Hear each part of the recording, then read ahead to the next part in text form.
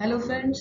मैं हूं अनुपम शर्मा और आज हम कर रहे हैं संतुलन मूल्य और सरकारी हस्तक्षेप, equilibrium price and government interference.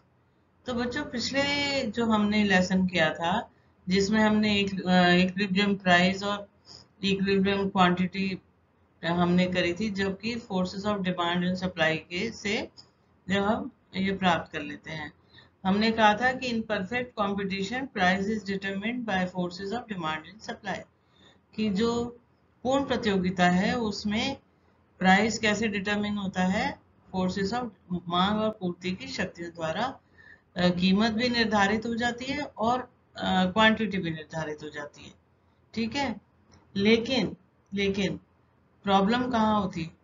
Problem तब होती है कि जो प्राइस मांग और पूर्ति की शक्तियों द्वारा निर्धारित हो गए, क्या वो लोगों के फेवर में है, इकोनॉमिकली वीकर सेक्शन के लिए है, या वो जो छोटे उत्पादक हैं, स्मॉल प्रोड्यूसर्स हैं, उनके हित में है, उनके फेवर में है। तो अगर नहीं है तो फिर गवर्नमेंट को इंटरफेयर करना पड़ता है, कुछ अपने नीतियां लानी पड़ती हैं। तो एक बार फिर समझते हैं कि हमने कहा था कि पूर्ण प्रतियोगिता में in perfect competition prices and quantity is demanded by forces of demand and supply.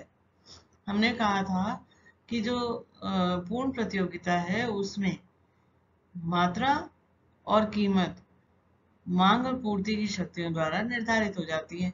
जहां ये दोनों वक्र एक दूसरे को इंटरसेक्ट करते हैं या जहां ये दोनों बराबर हो जाते हैं, वहीं पर प्राइस और क्वांटिटी, कीमत और मात्रा निर्धारित हो जाती है।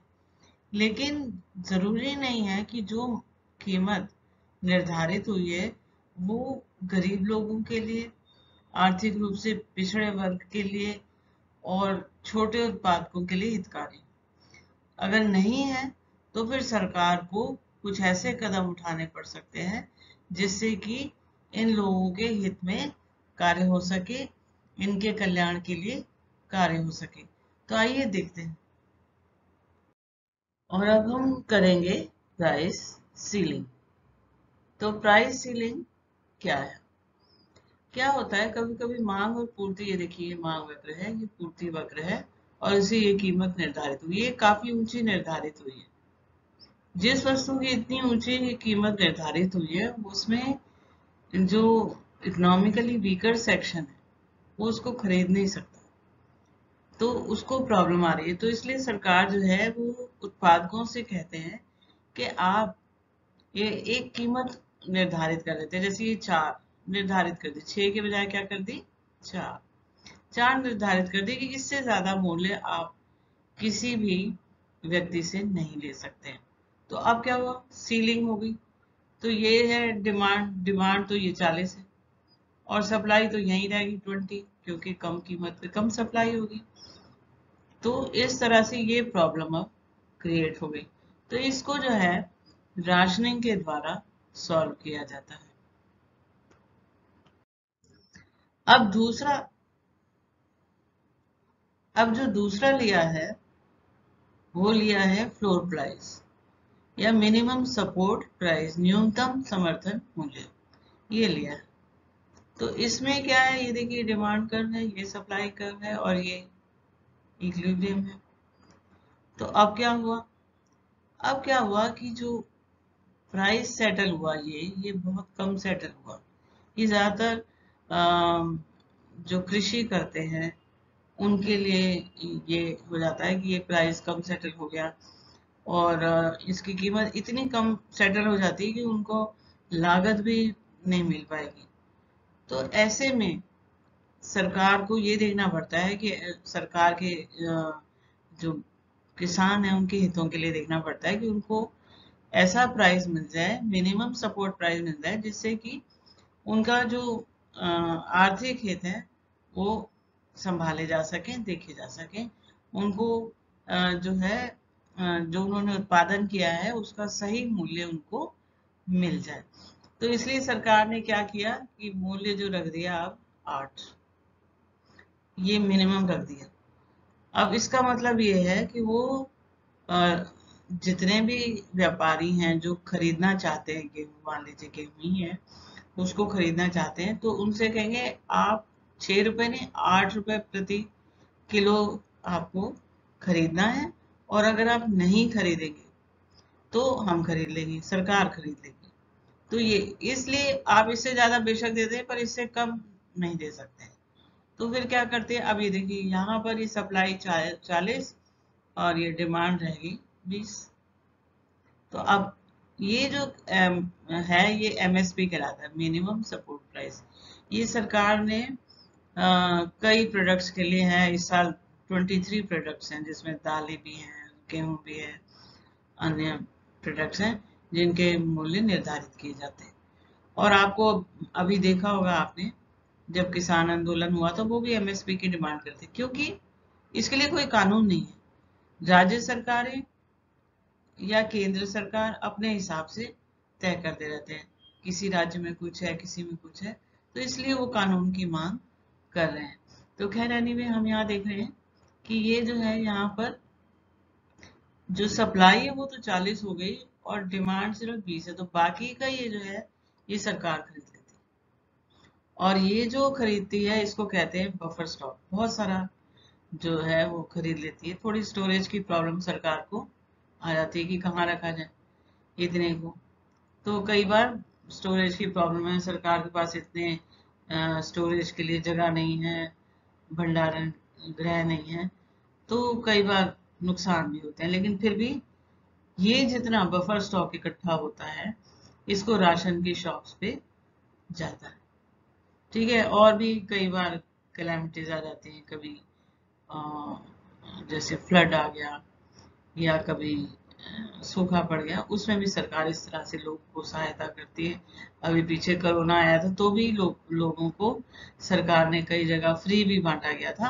तो ये सब कहाँ से आ रहा था, ये बफर स्टॉक जो सरकार के पास इकट्ठा है, विदेशों में भी कई बार भेजा जाता है, तो ये बफर स्टॉक है।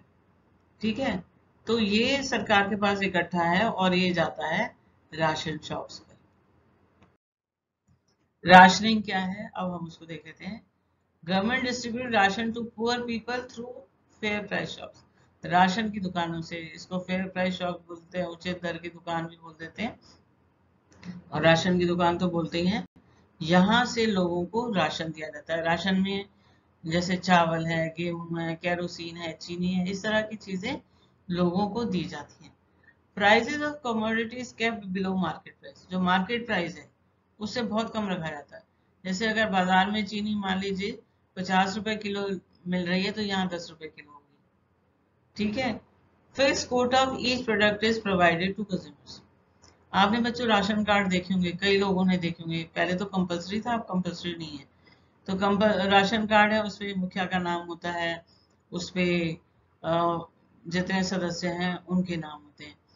तो हर प्रोडक्ट या वस्तु जो भी है, जैसे गेहूं है तो पर पर्सन के हिसाब से, पर पर्सन के हिसाब से दिया जाता है। जैसे मान लीजिए एक के लिए गेहूं 5 किलो फिक्स की गई है, तो जितने सदस्य हैं उनके हिसाब से। फिर पूछ लेते हैं चावल भोगी या गेहूं भोगी है। चावल भोगी है तो चावल उसी हिसाब से पर पर्सन, और कितना कोटा हर एक के लिए, जैसे मैंने बताया जैसे 5 किलो। ऐसे ही चीनी के लिए कर लेते हैं, चीनी पर मेंबर 1 किलो देनी है, 2 किलो देनी है, सदस्यों के हिसाब से डिस्ट्रीब्यूट होती है। और इन सब का अमाउंट और प्राइस सरकार जो है तय करती है। तो ये है राशनिंग। अब है ब्लैक मार्केटिंग। ब्लैक मार्केटिंग का मतलब क्या है? When products are sold at higher rate than fixed by government by illegal methods। जब जो प्रोडक्ट, जैसे गेहूं अभी मैंने बताया, जैसे मैंने चावल बताया, मान लो 10 रुपए किलो राशन पे थी, उसको वही व्यक्ति क्योंकि सिस्टम में लूफोल्स बहुत हैं, सिस्टम में कमियां बहुत हैं, तो ये मार्केट में भेज देते हैं वही जो मार्केट का रेट है। तो जो गवर्नमेंट ने फिक्स किया है, जब उससे ज्यादा बाजार में बेच दिया जाता है, जो मार्केट प्राइस पे बेच दिया जाता है, तो उसे काला बाजारी कहते हैं। एक बार फिर जानने की कोशिश करेंगे। फॉर एग्जाम्पल, अगर 10 रुपए किलो गेहूं राशन की दुकान पे मिल रही थी और उसी गेहूं को काला बाजार में यानी कि बाजार में बेच दिया जाए और उसी रेट पे, मार्केट रेट पे बेच दिया जाए, तो फिर वो इलीगल मेथड है और सिस्टम की वीकनेस की वजह से ऐसा हो सकता है। तो इसको कहते हैं ब्लैक मार्केटिंग। ये क्यों हो सकता है? सेलर जो है हाई प्रॉफिट लेना चाहेंगे। कई बार क्या होता है कि जैसे जिनके कार्ड भी बने हैं वो कई बार राशन लेने नहीं जाते। कई बार और भी कई ऐसे मेथड हो जाते हैं जिसकी वजह से वो ब्लैक मार्केट में बेच सकते हैं। पीपल आर विलिंग टू पे हाई प्राइस। लोग ज्यादा कीमत देने को, कभी स्केर्सिटी हो जाती है, कमी हो जाती है, तो लोग ज्यादा प्राइस भी देने को तैयार हो जाते हैं। और system weak, distribution system, system बड़ा वीक है। और इस कमी को दूर करने के लिए सरकार ने दोहरी मूल्य प्रणाली, डुअल प्राइसिंग सिस्टम बनाया। यानी ब्लैक मार्केटिंग को खत्म करने के लिए डुअल प्राइस सिस्टम है। एक राशन की शॉप से आप खरीद सकते हैं, आपके पास कार्ड है, आप राशन के कार्ड से खरीद सकते हैं, राशन की दुकान से कम कीमत पर खरीद सकते हैं, और लोग ओपन मार्केट से भी खरीद सकते हैं। तो बच्चों, अगर आपको मेरा ये वीडियो पसंद आया हो तो लाइक और शेयर करें, सब्सक्राइब करें, बेल आइकन का बटन जरूर दबाएं। Thank you.